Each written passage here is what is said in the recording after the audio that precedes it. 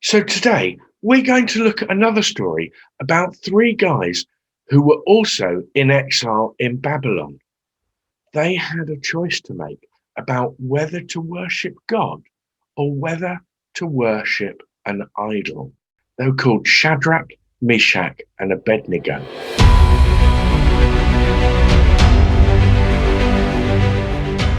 King Nebuchadnezzar, who was the king of Babylon, decided that he would make a statue of pure gold. It was a statue of himself, and it was massive. It was about 27.5 meters tall and nearly 3 meters wide. The statue was set up on a plinth in open countryside, looking over all of Babylon. When the statue was finished, the king ordered all his officials and advisors to attend a special ceremony to dedicate the statue. Now, Shadrach, Meshach, and Abednego were some of the king's senior advisors, so they too had to attend the ceremony. They loved God and followed his commandments and law. But when everyone gathered, the king's herald, and he's like an announcer, made this proclamation: "Nations and peoples of every language, this is what you are commanded to do. As soon as you hear the horns and the music, you must fall down and worship the image of gold that King Nebuchadnezzar has set up. Whoever does not fall down and worship it will immediately be thrown into a blazing furnace." This was a problem for Shadrach, Meshach, and Abednego, because they remembered what God had said to Moses: "You shall have no other gods before me. You shall not make for yourself an image in the form of anything in heaven or on earth or in the water. You shall not bow down and worship them." They also remembered how angry God was when the Israelites made the golden calf and worshipped it while Moses was talking to God. So, what were they going to do? If they bowed down, they would be disobeying God. But if they didn't, they'd be thrown into a blazing furnace. All too soon, the music started to play. Everyone fell to the ground to worship the statue. Everyone, that is, except Shadrach, Meshach, and Abednego. They remained standing. At the end of the ceremony, the king was furious. He sent his guards to arrest them, and he brought them before him. He demanded to know why Shadrach, Meshach, and Abednego had not worshipped the statue.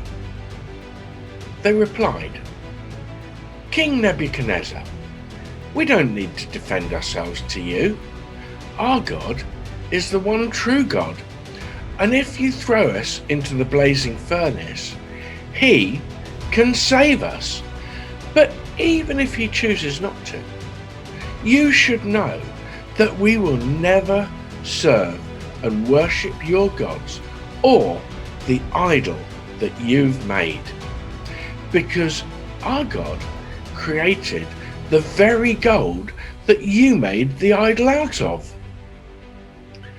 At this, the king's anger raged, and he ordered the furnace to be made 7 times hotter than normal. And he ordered the 3 men to be bound before they were thrown into the furnace. As the king watched, he saw 4 men walking around in the flames, unbound and free. The king turned to his officials. "How many men did we put into the furnace?" "3, they confirmed.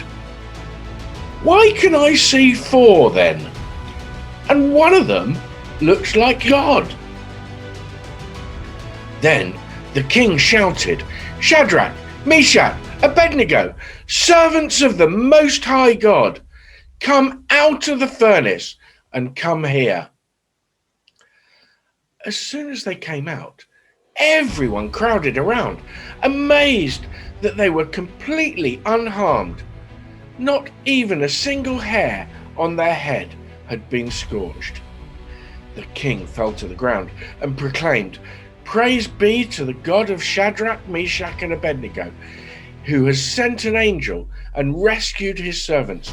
They trusted in him and defied the king's commands and were willing to give up their lives rather than to worship any god except their own. Therefore, no one in my kingdom is ever to say anything against their God or else, because no other God can save like this." Shadrach, Meshach, and Abednego knew that they should only worship God, and they should not let anything get in the way of that. They knew that God should always come first, and obedience to God is always the right thing to do, whatever the consequences. They trusted that God was in control. Can I always say the same thing? Can you? Have we ever let things become idols in our lives that get in the way of our relationship with God and our service to God? Maybe a job, or maybe money or status. Always craving the latest gadget or piece of tech. It could even be our families. So let's choose to put God first in our lives.